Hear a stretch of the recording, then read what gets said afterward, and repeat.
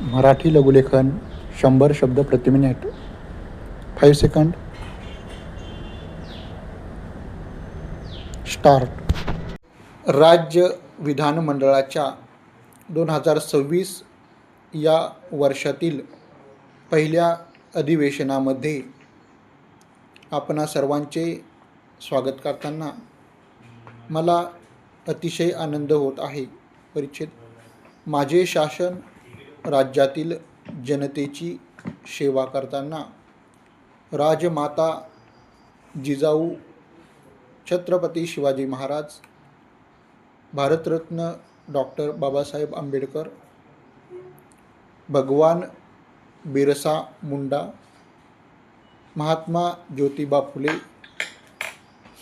क्रांतिज्योती सावित्रीबाई फुले, पुण्यश्लोक अहिल्यादेवी होळकर, राजश्री छत्रपती शाहू महाराज आणि इतर अनेक महान नेते व समाजसुधारक यांच्या उच्च आदर्शाचे सदैव पालन करील. परिच्छेद. माझे शासन महाराष्ट्र कर्नाटक सीमावाद सोडविण्यासाठी वचनबद्ध आहे आणि हा विवाद सोडविण्यासाठी माननीय सर्वोच्च न्यायालयात महाराष्ट्राचे प्रतिनिधित्व करण्यासाठी तज्ज्ञ वकिलांची नियुक्ती केली आहे. माझे शासन सीमावर्ती भागामध्ये राहणाऱ्या मराठी भाषिक जनतेसाठी शैक्षणिक, वैद्यकीय व इतर कल्याणकारी योजना राबवित आहे. परिच्छेद. महाराष्ट्र हे थेट परकीय गुंतवणुकीसाठी पसंतीचे राज्य आहे आणि देशातील एक अग्रेसर औद्योगिक राज्य असलेल्या महाराष्ट्राचे देशाच्या एकूण स्थूल देशांतर्गत उत्पादनामध्ये 13.5% अधिक योगदान आहे. परिच्छेद. महाराष्ट्राला 2024-25 या वर्षामध्ये देशात सर्वाधिक 1,64,875 कोटी रुपये इतकी थेट परकीय गुंतवणूक मिळाली असून ती भारतात आलेल्या एकूण थेट परकीय गुंतवणुकीच्या 39% इतके आहे. महाराष्ट्राला 2025-26 या वित्तीय वर्षात पहिल्या 6 माहीत 91,337 कोटी रुपये इतकी थेट परकीय गुंतवणूक मिळाली आहे. परिच्छेद. माझ्या शासनाने जानेवारी 2026 स्वित्झर्लंडमधील दावोस येथे झालेल्या जागतिक आर्थिक परिषदेमध्ये 18 देशांतील विविध कंपन्यांशी सुमारे 30 लाख कोटी रुपये इतक्या गुंतवणुकीचे सामंजस्य करार केले आहेत. यामुळे 40 लाख रोजगार निर्मिती होण्यास मदत होईल. परिच्छेद. माझ्या शासनाने विकसित महाराष्ट्र 2047 साठी एक व्यापक व धोरणात्मक आराखडा तयार केला आहे आणि राज्याची अर्थव्यवस्था 2047 पर्यंत $5 ट्रिलियन पर्यंत वाढविण्याकरिता व्हिजन मॅनेजमेंट युनिट स्थापन केले आहे. परिच्छेद. माझ्या शासनाने 2026 ते 2030 या कालावधीसाठी महाराष्ट्र उद्योग, गुंतवणूक व सेवा धोरण 2025 जाहीर केले आहे. या धोरणाद्वारे 70,50,000 कोटी रुपये इतकी गुंतवणूक आकर्षित करून सुमारे 50 लाख इतके प्रत्यक्ष रोजगार निर्माण करण्याचे उद्दिष्ट ठेवण्यात आले आहे. परिच्छेद. त्याचप्रमाणे माझ्या शासनाने राज्यातील विविध उद्योगांना प्रोत्साहन देण्यासाठी व रोजगार निर्मितीसाठी बांबू उद्योग धोरण 2025, रत्ने व आभूषणे धोरण 2025, animation, visual effects, gaming, comics व एक्सटेंडेड रियालिटी धोरण 2025 आणि जागतिक क्षमता केंद्र धोरण 2025 जाहीर केले आहे. परिच्छेद. माझे शासन गडचिरोली जिल्ह्याला स्टील हब म्हणून आणि पूर्व विदर्भाला स्टील कॉरिडॉर म्हणून विकसित करीत आहे. परिच्छेद. माझ्या शासनाने महाराष्ट्र औद्योगिक विकास महामंडळामार्फत भूखंडांच्या पारदर्शक वाटपासाठी MRDC industrial land application and allotment portal मिलाफ हा धोरणात्मक उपक्रम सुरू केला आहे. परिच्छेद. माझ्या शासनाने महाराष्ट्राला उद्योजकता आणि नाविन्यतेचे जागतिक केंद्र बनविण्यासाठी नवीन महाराष्ट्र स्टार्टअप उद्योजकता आणि नाविन्यता धोरण 2025 जाहीर केले आहे.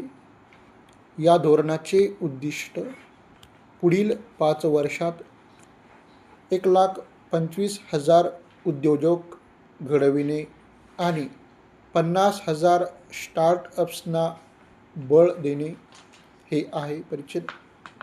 नीती आयोगाने जानेवारी 2026 मध्ये प्रकाशित केलेल्या निर्यात सज्जता निर्देशांक 2024 मध्ये महाराष्ट्र राज्याने प्रथम क्रमांक मिळविला आहे. परिच्छेद.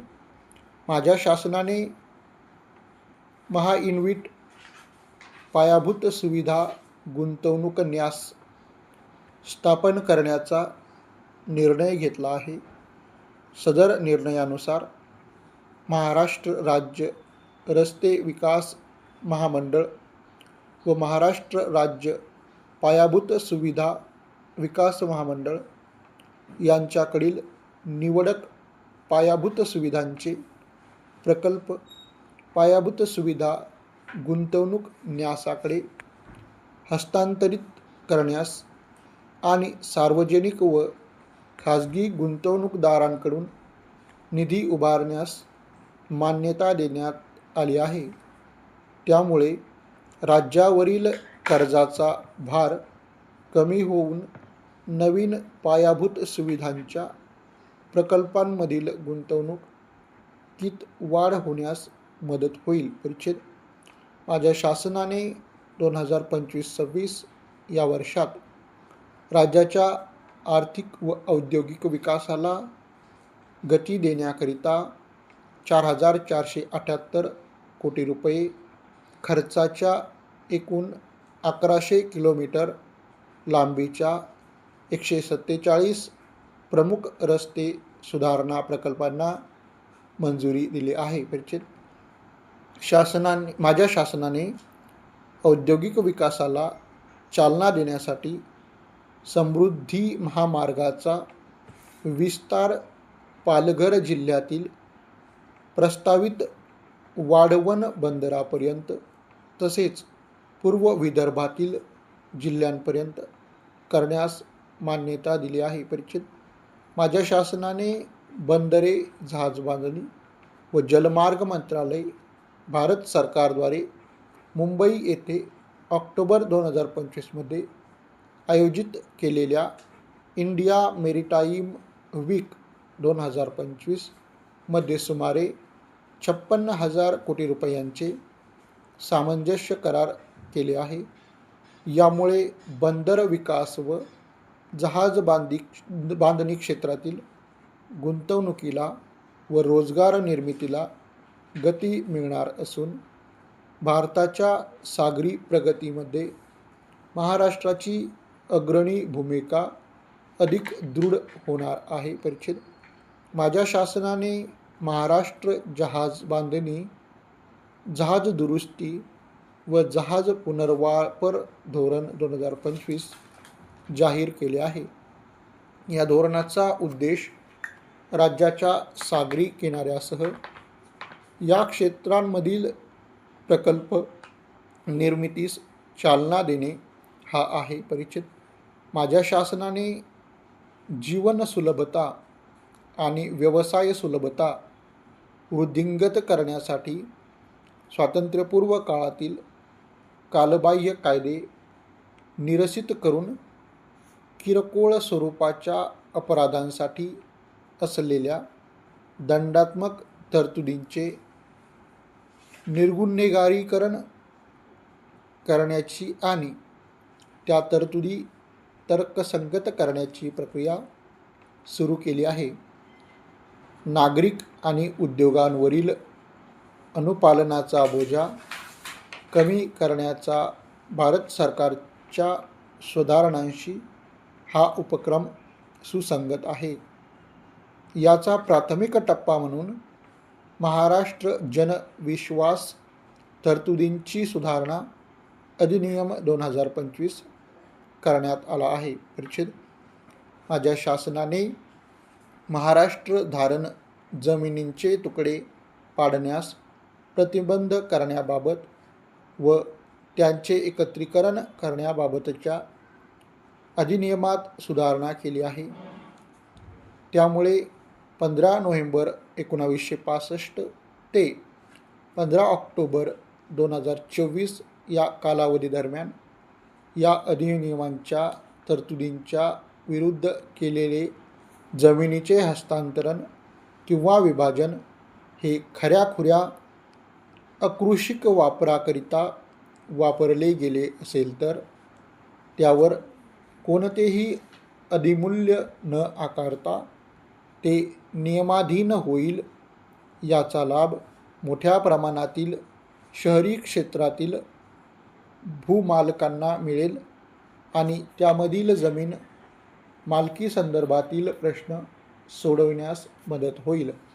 परिच्छेद माझ्या शासनाने कर्मचाऱ्यांच्या नियुक्तीपासून सेवानिवृत्तीपर्यंतच्या संपूर्ण सेवाविषयक माहितीचे संगणकीकरण करण्यासाठी विविध मनुष्यबळ विषयक बाबी एकाच डिजिटल पोर्टलवर आणण्यासाठी सर्वसमावेशक डिजिटल परिवर्तन प्रकल्प हाती घेतला आहे.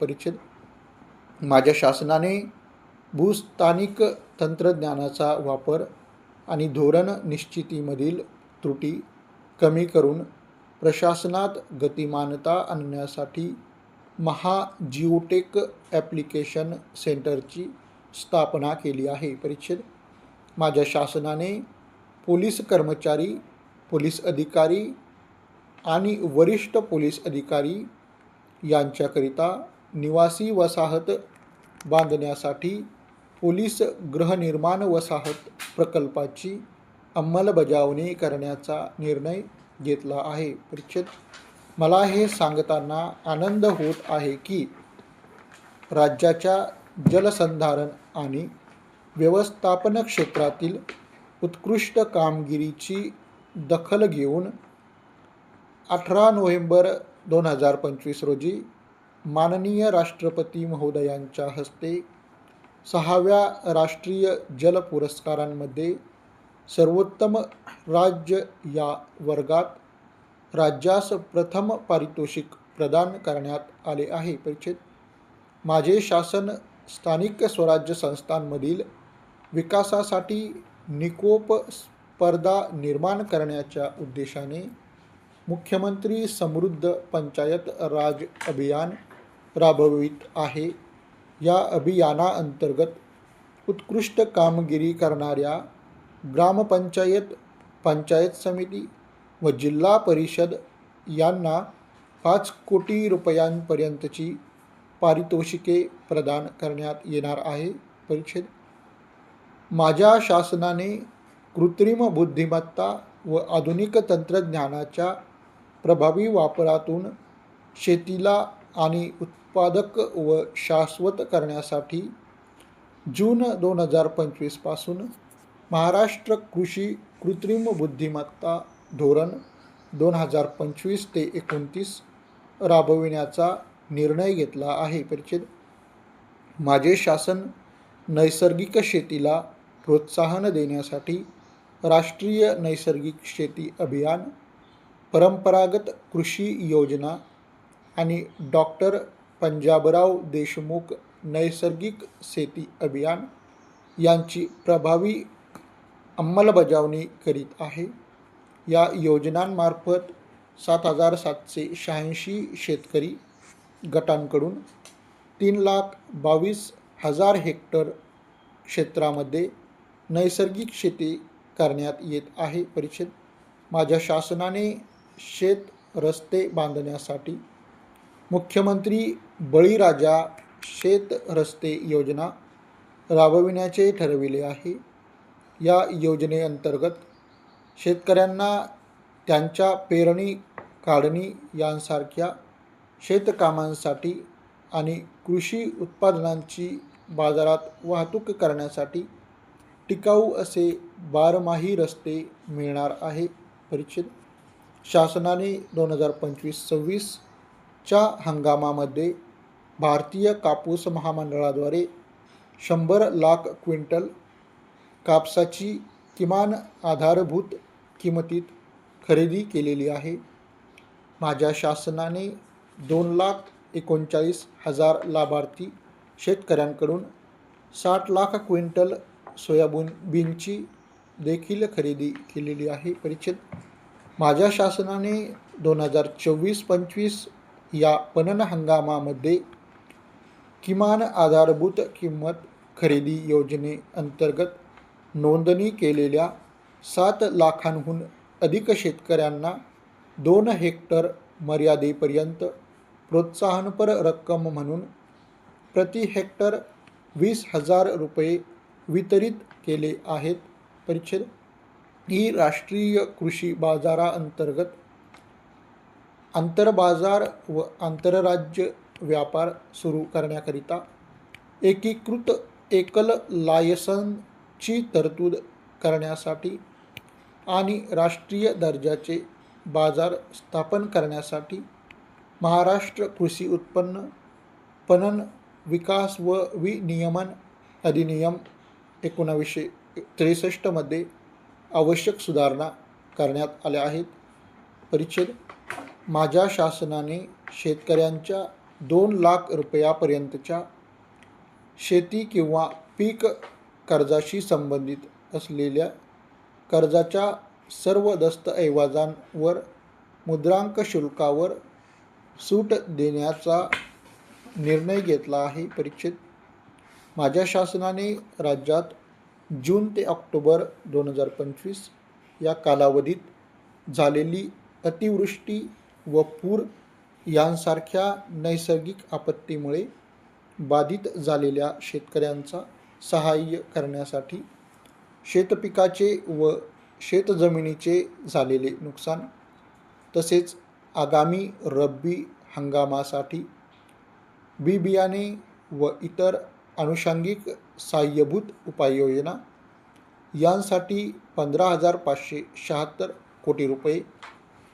त्यांच्या आधार संलग्न बँक खात्यांमध्ये थेट वितरित केले आहेत. परिच्छेद माझ्या शासनाने बिगर कृषी जमीन वापरासाठी आवश्यक असलेली बिगर कृषी परवानगी किंवा सनद या संबंधातील तरतुदी निरसित करण्यासाठी महाराष्ट्र जमीन महसूल संहिता 1966 या अधिनियमात सुधारणा केल्या आहेत.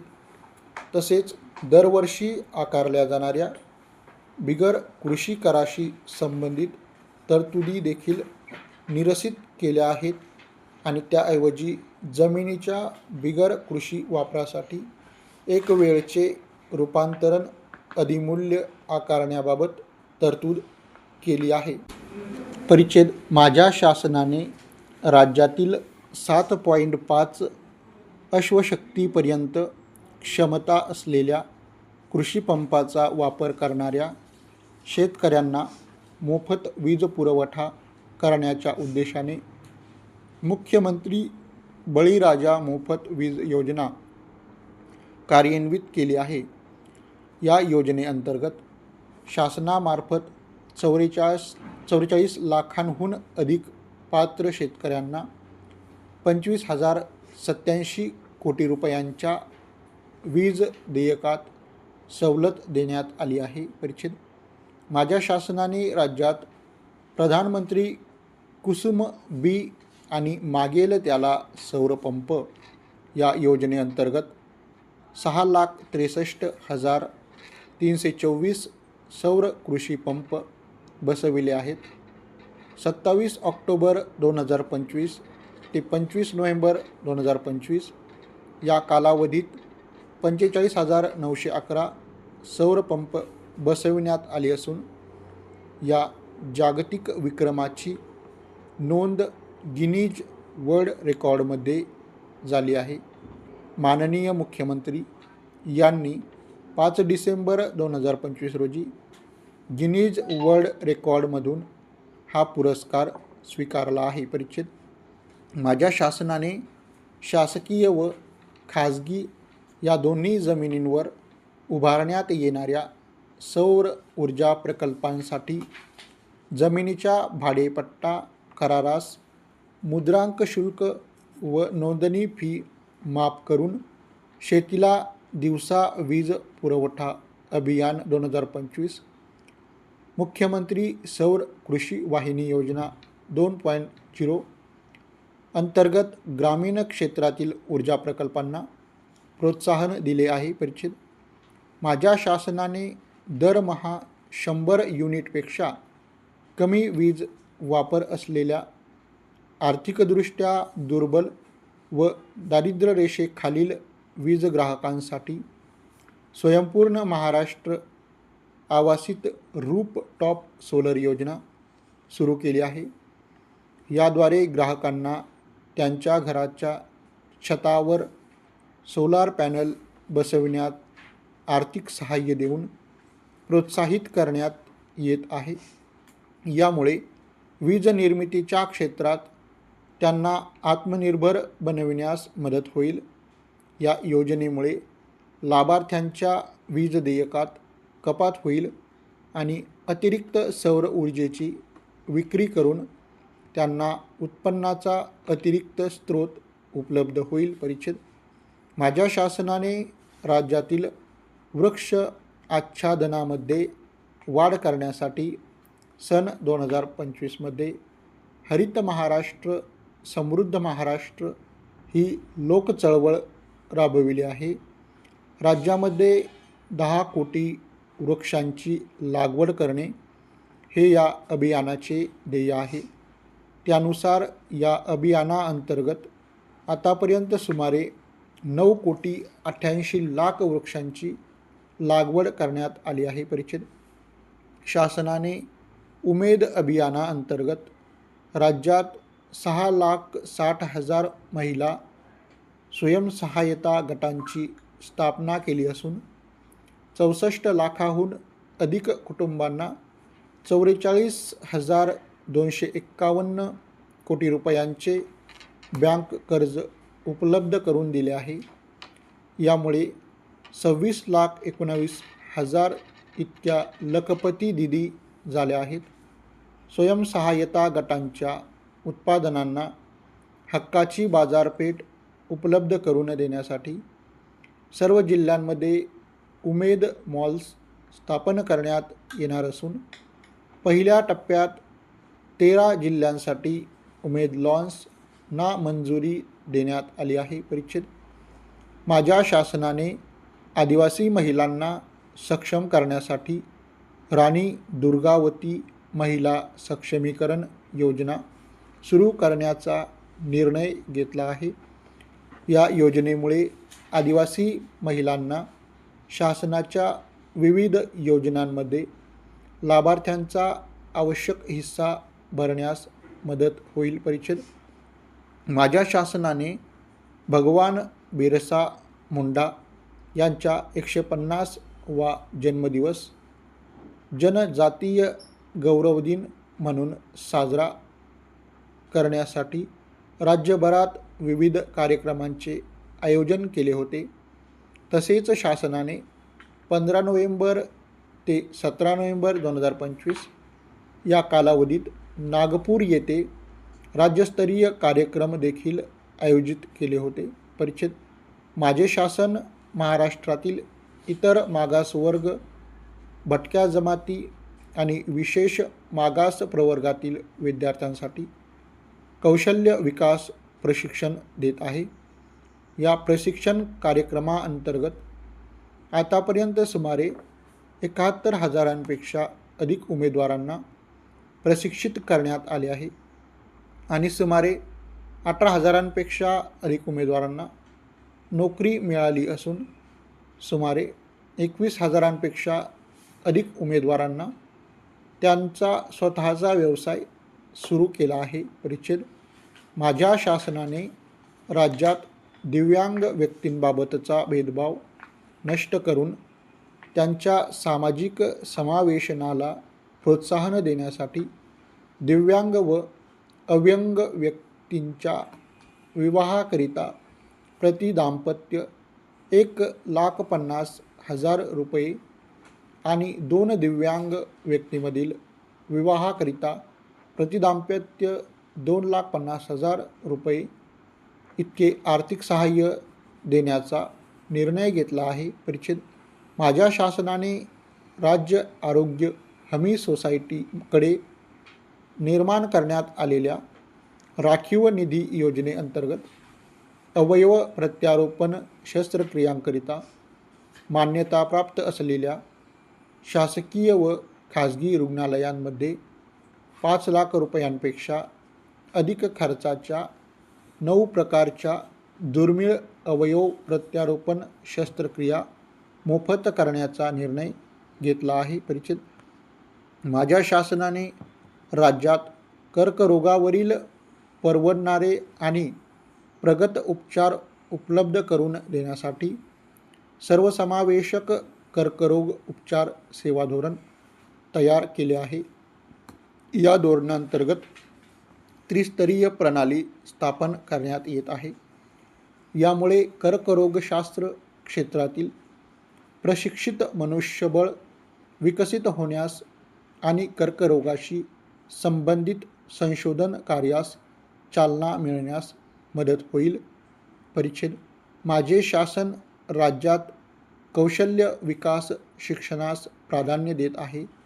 रतन टाटा महाराष्ट्र राज्य कौशल्य विद्यापीठाने अवघ्या 3 वर्षात कृत्रिम बुद्धिमत्ता, AI, डेटा सायन्स, सायबर सुरक्षा, मेकॅट्रॉनिक्स, औद्योगिक डिझाईन व आरोग्य सेवा या क्षेत्रात प्रगत सुविधांसह नवी मुंबई, पुणे, नागपूर व ठाणे येथे आपल्या कार्याचा विस्तार केला आहे. परिच्छेद माझ्या शासनाने माध्यमिक शालांत परीक्षेनंतरच्या व्यावसायिक अभ्यासक्रमाचा प्रवेशासाठी आवश्यक सामायिक प्रवेश परीक्षा CET एका शैक्षणिक वर्षात 2 वेळा घेण्याचा निर्णय घेतला आहे.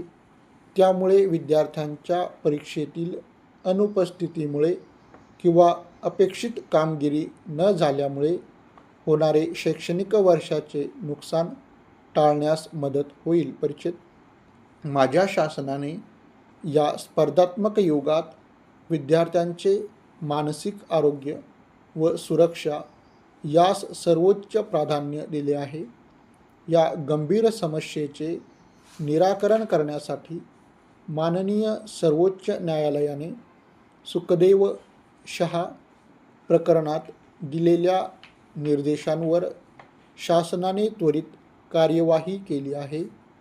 डॉक्टर हेमलता बागला समितीने शिफारस केलेले महाराष्ट्र विद्यार्थी सुरक्षा संरक्षण व मानसिक कल्याण धोरण 2025 स्वीकारून शासनाने सर्व विद्यापीठांना विद्यार्थ्यांच्या आत्महत्या रोखण्यासाठी उपाययोजना करण्याचे आणि त्यांच्या मानसिक आरोग्याला प्राधान्य देण्याचे निर्देश दिले आहे. परिचित मराठी भाषेला अभिजात भाषेचा दर्जा मिळाल्याच्या पार्श्वभूमीवर ग्रामीण भागातील विद्यार्थ्यांना तंत्रशिक्षणाची आवड निर्माण व्हावी याकरिता महाराष्ट्र राज्य तंत्रशिक्षण मंडळामार्फत पदविका अभ्यासक्रमासाठी आवश्यक असलेले सर्व 154 विद्यार्थ्यांचे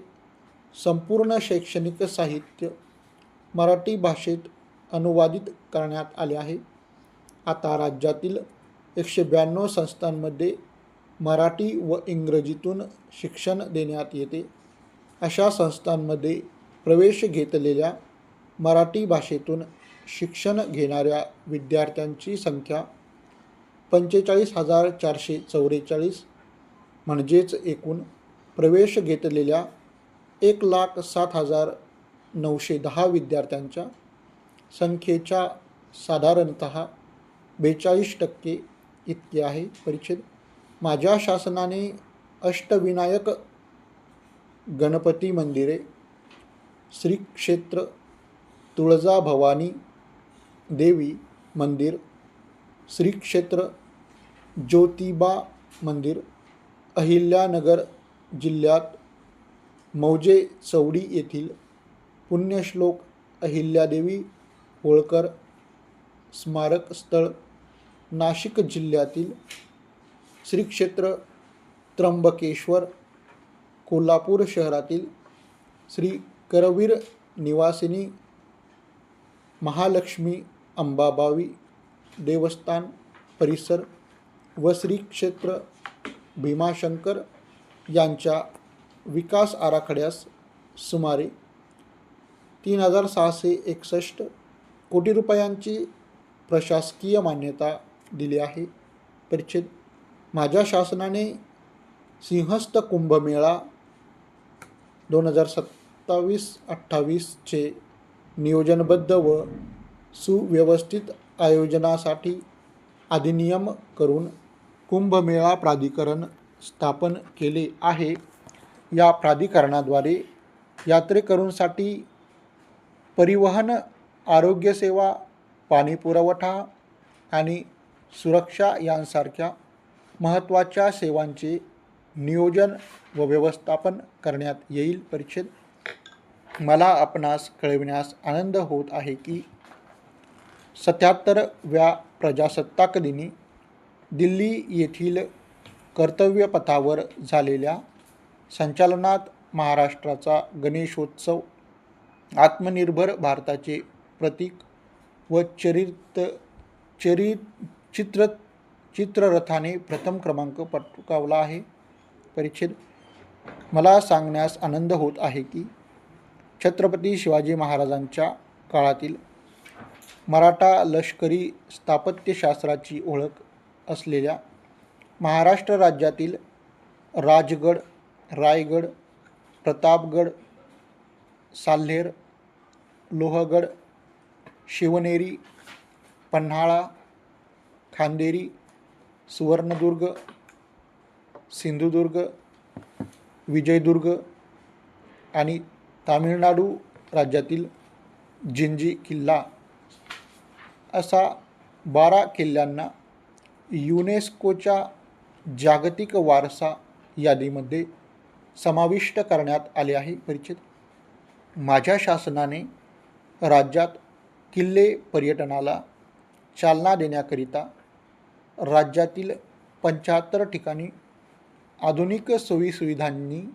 युक्त नमो पर्यटन माहिती व सुविधा केंद्र स्थापन करण्याचा निर्णय घेतला आहे. परिचित माझ्या शासनाने पुण्यश्लोक अहिल्यादेवी होळकर यांच्या 300व्या जयंतीनिमित्त त्यांच्या जीवनपटावर आधारित मराठी व इतर भाषांमध्ये चित्रपटाची निर्मिती करण्याचे ठरविले आहे. परिचित, माझ्या शासनाने सन 2025मध्ये श्री गुरु तेग बहादूर साहिबजी यांच्या 350व्या हौतात्म्य स्मृतिदिनीनिमित्त नागपूर व नांदेड येथे विविध कार्यक्रमाचे आयोजन केले.